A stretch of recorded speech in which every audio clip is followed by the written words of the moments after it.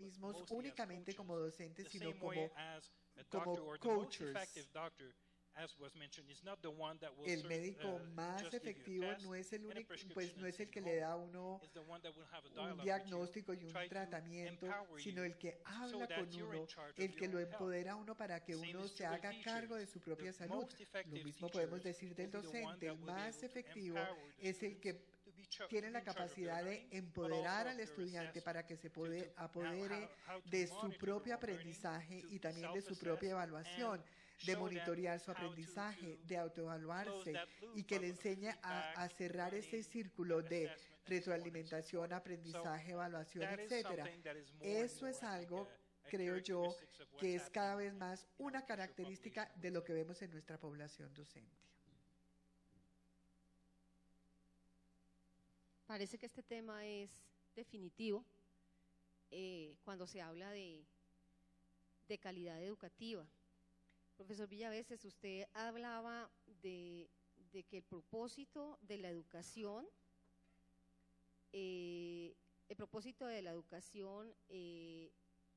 o más bien, el rol del docente es fundamental en esos propósitos que se tengan a nivel educativo. Hay un factor que el profesor Piedra ha mencionado, y es el tema de las altas expectativas que tengan los docentes de los estudiantes. De hecho, el estudio PISA muestra que los estudiantes de los cuales los profesores tienen mayores expectativas obtienen mejores resultados. ¿Qué piensa usted de esto? Sí, me parece apenas obvio. Yo creo que hay una relación directa entre lo que se espera en cualquier tipo de trabajo y lo que se obtiene, pero en este caso en el que el trabajo depende tanto de los estudiantes, pues porque el profesor lo que puede hacer o no hacer depende de sus estudiantes, pues si él espera mucho de ellos, me parece que es obvio que ellos dan más que cuando el profesor de entrada los descarta y dice yo no espero mucho de ustedes. Creo que se sienten esos estudiantes más o menos como el enfermo del que nos habla el doctor Cajiao, que van del médico y que no espera que usted se pueda sanar. Yo creo que es bastante lógico que sea así, pero una cosa es decir eso y otra cosa cómo se hace eso. Eso sí es toda la investigación sobre cómo es esa relación docente-profesor. Sería muy oportuno, por ejemplo, pensar en que con conclusión de este congreso pudiéramos pensar en una de esas agremiaciones que el profesor Cajiao ha planteado, ¿no? Los profesores estudiosos de la evaluación que piensen en esas maneras, en cómo hacer. Bueno, hay otra inquietud del auditorio en relación con la evaluación de los colegios. Profesor Daniel, nos gustaría la evaluación de los colegios, en el tema de la calidad educativa. ¿Usted podría contarnos algo de lo que ocurre en su país en relación con esto? ¿Qué resultados han tenido y cómo esto contribuye en mejoras a la calidad educativa? Bueno, por supuesto que sí. Buena pregunta, porque justamente hace unas semanas estábamos recibiendo así calientitos los resultados de la prueba enlace del 2011. Esta prueba que comentaba, que es la prueba estandarizada a nivel nacional, fue instalada en el año 2006 y a partir de entonces hemos venido teniendo esta evaluación que al inicio, pues como cualquier cosa, cualquier iniciativa, cualquier innovación, pues es difícil de asimilar, ¿no? De entender exactamente como para qué nos va a servir, y también pues toda la logística de aplicación de la prueba, porque pues es una prueba censal.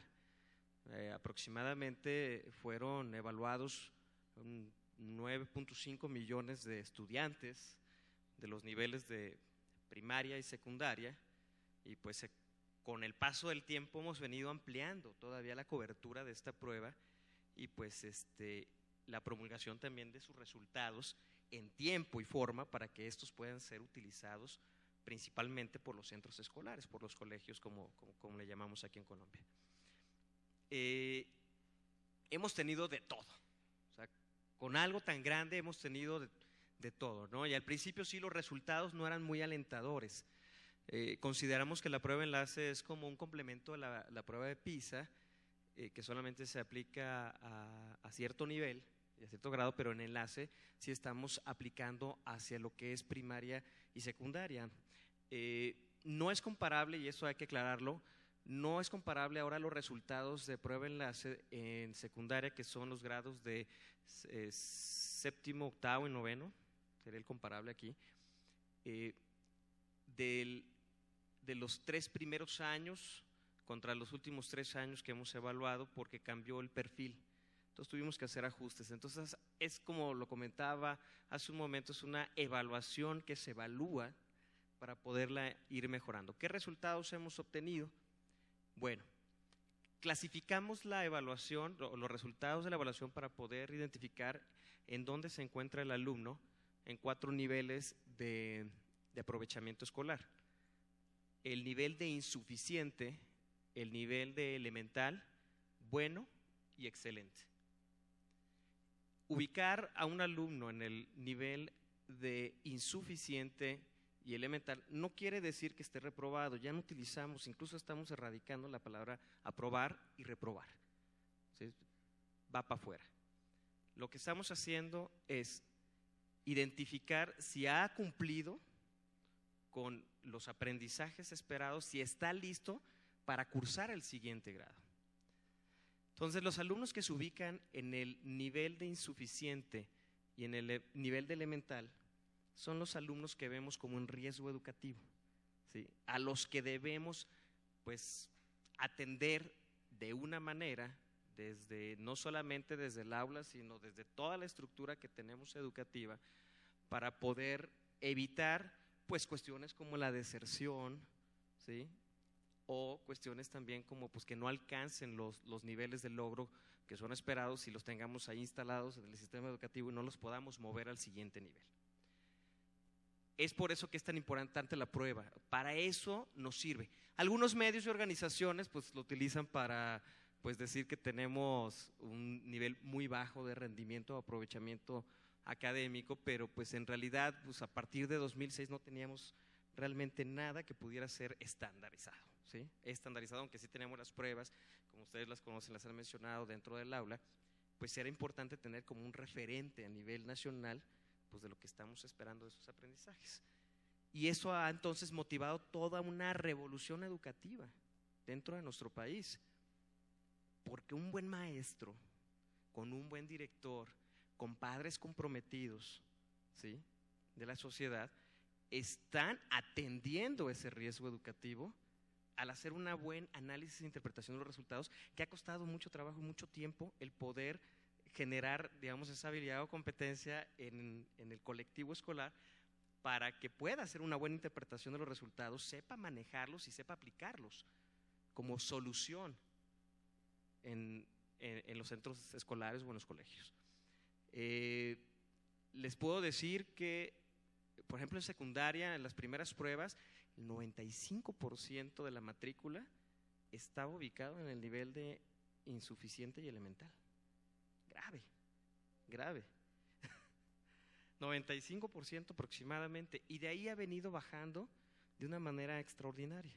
Justamente creemos que ha sido la herramienta para poder entonces, como les comentaba, que el colectivo y toda la estructura nos volquemos hacia buscar las soluciones y orientarse, hacer una buena inversión del recurso, incluso no solamente hablo del recurso financiero, sino también del humano, de los apoyos técnicos, de las herramientas, inversión, no gasto público como, pues, generalmente lo entendemos, una verdadera inversión del recurso que es escaso. Y entonces están dando los resultados. Hoy ya estamos aproximadamente en el menos del 70% en secundaria, en el nivel de elemental de insuficiente.